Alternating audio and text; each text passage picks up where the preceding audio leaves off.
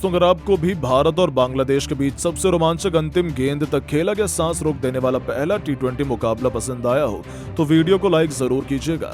दोस्तों, आज के इस वीडियो का लाइक टारगेट केवल 100 लाइक्स का है, तो दोस्तों इस वीडियो को दिल से लाइक करना बिल्कुल ना भूलें। दोस्तों, आज भारत और बांग्लादेश के बीच 3 मैचों की टी20 सीरीज का पहला और सबसे इंपॉर्टेंट मुकाबला खेला गया और इस मैच में तो रोमांच की सारी हदें पार हो गईं। जहां अंतिम गेंद तक ये बता पाना नामुमकिन था कि कौन सी टीम बाजी मारेगी। जहां बांग्लादेश के 246 रनों के जवाब में भारत के विध्वंसक बल्लेबाज कप्तान सूर्या से लेकर यशस्वी जायसवाल और रिंकू सिंह का तूफान देखने को मिला, तो ऐसे में आज हम आपको इस वीडियो में बताएंगे भारत और बांग्लादेश के पहले टी20 का रोंगटे खड़े कर देने वाला पूरा हाईलाइट, जिसमें कौन बाजी मार पाया, अंतिम ओवर में कितने रनों की जरूरत थी, क्या रिंकू और सूर्य मिलकर टीम इंडिया को जीत दिला पाए। इन सब सवालों के जवाब इस वीडियो में आपको मिलेंगे, तो ऐसे में आप इस वीडियो को अंत तक जरूर देखिएगा। लेकिन इससे पहले अगर आप भी टीम इंडिया के बहुत बड़े फैन हैं तो आप इस वीडियो को एक लाइक जरूर कर लीजिएगा। दोस्तों, जैसा कि आप सभी तो जानते हैं कि इंडिया और श्रीलंका दौरे की समाप्ति के बाद इंडिया बांग्लादेश के बीच 3 मैचों की टी20 सीरीज का शुभारंभ हो चुका है, जिसका पहला मुकाबला आज मुंबई के ऐतिहासिक वानखेड़े क्रिकेट स्टेडियम पर शुरू हुआ। यहां बांग्लादेश के कप्तान नजमुल हुसैन संतो ने टॉस जीतकर पहले बल्लेबाजी करने का फैसला चुना और यहां जब बांग्लादेश की टीम बल्लेबाजी करने के लिए उतरी तो हमेशा की तरह उनके लिए पारी की शुरुआत लिटन दास के साथ तंजीद हसन की खतरनाक जोड़ी मैदान में आई। जहां दोनों बल्लेबाजों से उम्मीदें तो यही लग रही थी कि पहले विकेट के लिए बड़ी साझेदारी देखने के लिए मिले, लेकिन दोस्तों यहां पर तंजीद हसन के रूप में पहला बड़ा झटका बांग्लादेश की टीम को जसप्रीत बुमराह ने दिया।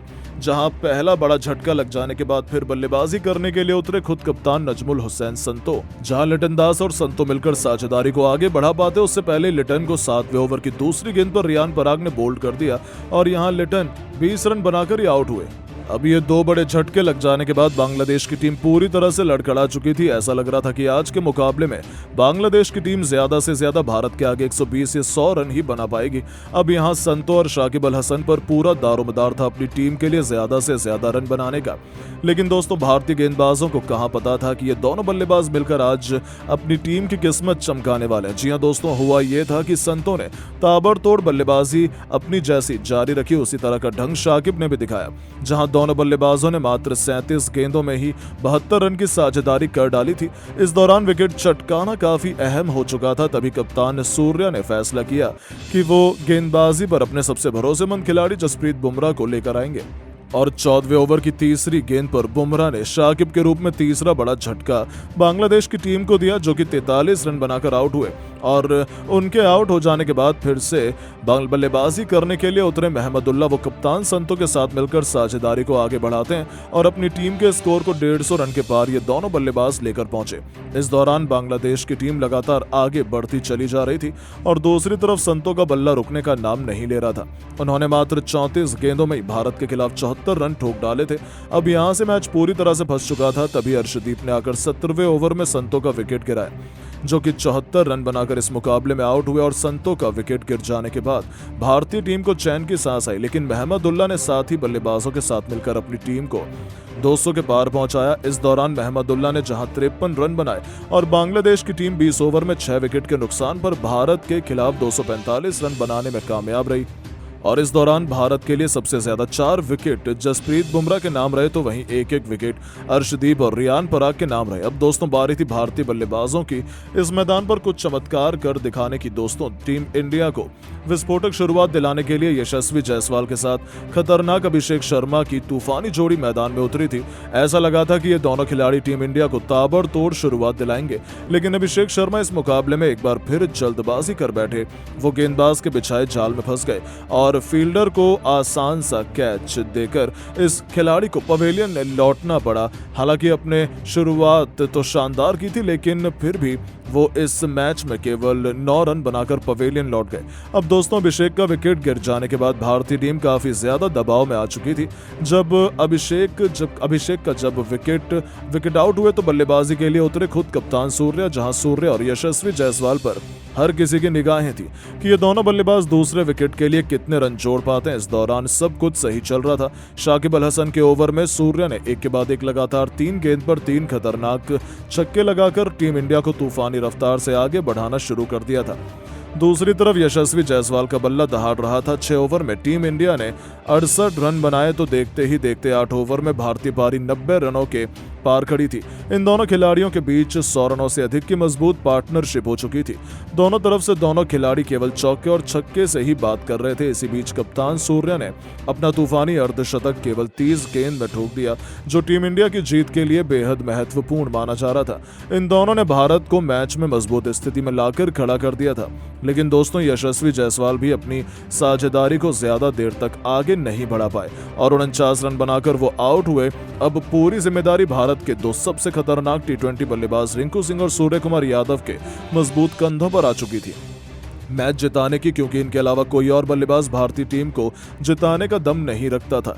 अब दोस्तों, यहाँ टी20 के शूरवीर रिंकू सिंह ने भी आते ही अपने विस्फोटक अंदाज में हर एक तरफ से बांग्लादेशी गेंदबाजों की बेरहमी से कुटाई करनी शुरू कर दी। दोनों मिलकर साझेदारी को आगे बढ़ाते हुए अंतिम ओवर तक ले जाते हैं, जहां सबसे खास बात तो ये थी कि सूर्य कुमार यादव आज कमाल की लय में नजर आ रहे थे। उन्हें रोकना आज किसी भी गेंदबाज के बस की बात नहीं हो पा रही थी। यहाँ तक कि रिंकू भी दूसरी तरफ खड़े खड़े केवल उनकी खूबसूरत बैटिंग का आनंद उठा रहे थे। उन्होंने सबसे पहले तो मात्र 30 गेंदों में अपना अर्धशतक पूरा किया और अर्धशतक जड़ने के बाद वो अपने शतक की ओर आगे बढ़ चले। इस दौरान अंतिम ओवर तक जब मैच पहुंचा तो भारत को मुकाबला जीतने के लिए 6 गेंदों में 21 रन की दरकार थी। अब स्ट्राइक पर रिंकू सिंह थे। बांग्लादेश की तरफ से अंतिम ओवर लेकर आए थे मुस्तफिजुर रहमान। अब यहाँ पहली गेंद मुस्तफिजुर ने यॉर्कर लेंथ पर डाली, जो कि रिंकू से पूरी तरह मिस हो गई और कोई रन नहीं मिला। अगली गेंद पर रिंकू ने 2 रन भागे और फिर यहाँ से भारतीय टीम को 4 गेंदों में 19 रन की दरकार थी।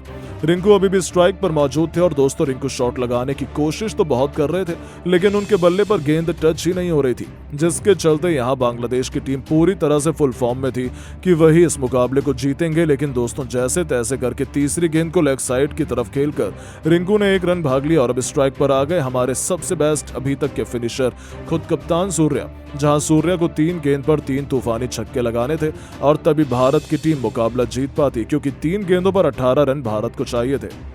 अब चौथी गेंद पर सूर्य कुमार यादव सामने की तरफ छक्का जड़ दिया। 5वीं गेंद पर डीप कवर्स के ऊपर से एक और आसमानी छक्का जड़कर सूर्य ने भारतीय टीम को जीत की दहलीज पर पहुंचा दिया।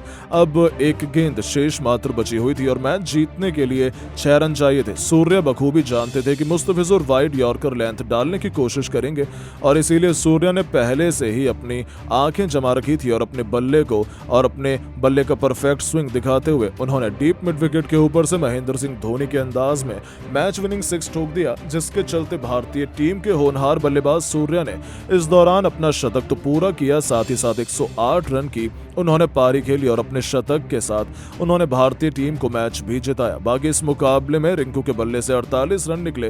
हालांकि दोस्तों, हम आपको बता दें कि भारत और बांग्लादेश के बीच खेला गया ये पहले टी20 से ठीक पहले अभ्यास सत्र का मुकाबला था, जिसमें भारतीय टीम की जीत हुई। बाकी अब आप सभी की क्या राय है भारतीय टीम की ऐसी बल्लेबाजी और गेंदबाजी को देख लेने के बाद, और आप टीम इंडिया को 10 में से कितने नंबर देना चाहेंगे? अपनी कीमती राय नीचे कमेंट करके जरूर बताएं और ऐसी शानदार खबरों के लिए चैनल को सब्सक्राइब जरूर करें। धन्यवाद।